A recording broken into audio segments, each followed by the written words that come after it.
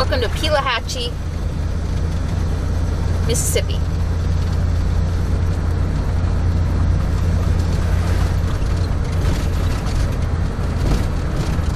Ooh, there's a store.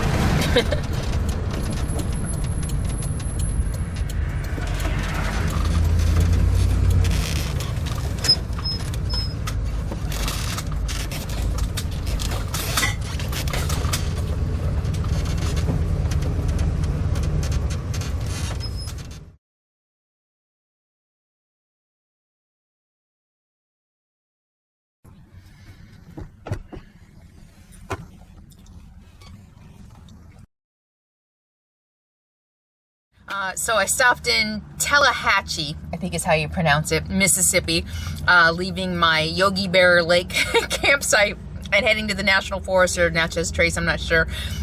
And I stopped at the little grocery store because I needed a little produce to replenish my refrigerator. And I've been stopping in a lot of little stores and a lot of little towns. And even on Navajo Reservation, I was really surprised that I could find tofu. Their freezer section had Boca burgers, which are vegetarian burgers. I don't eat them, but I looked to see if they had, just see what they had. I just went into Fairway Foods here in Pelahatchie, and not an organic, dairy-free tofu to be had. Wow, absolutely nothing in there. No organic produce, no gluten-free, I couldn't believe they didn't even have tofu. Most places at least have some tofu, unless I didn't look closely. But I'm in Mississippi. I'm in a tiny, tiny town. I think the South is kind of known for, I'm not going to say that because I'm going to insult a lot of people.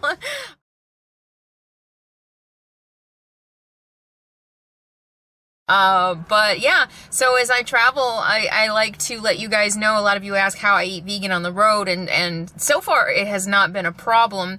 And, I suppose if I stayed in small towns in the South, it might start to be a problem. So, it's good to know that I'm going to have to stock up when I get to the big cities. I'm sure Jackson, they might even have a Whole Foods. I haven't looked, but, just thought I'd share that with you. Oh, I forgot to share the most. So I walk in and it's an old grocery store. Very white, dingy white, smelled faintly of old cigarette smoke. A grocery store that smelled faintly of old cigarette smoke with country music piped in and lots of junk food, sweet, fat cakes and candies and mostly cakes on sale and processed food. And it just really felt like a step back in time. And I love it. This is part of the adventure of traveling, and this is part of why I love traveling, either internationally or within our own country, to get to see how other people live. I think all of us could benefit from that and maybe open our minds a little bit. I know it's been opening my mind and making me realize that I have indeed lived in a bubble in the last 30 years or whatever that I lived in the Bay Area. And I think that if we can step outside our comfort zone and step outside what we know and start understanding other people, then maybe we can be kinder. Because I have definitely noticed that there is a lot of anger and hate and judgment. And for me, having gone to 13 elementary schools and having been an outcast most of my life, I think I've been a little almost forced, or I've had to accept other people, or I'd be alone all my life. And maybe more people would benefit from having to step out of their comfort zone.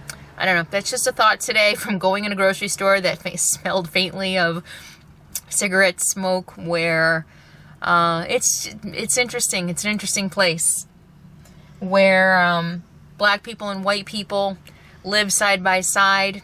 And the flag has both a Confederate flag and a U.S. flag on it. Interesting. See you next time.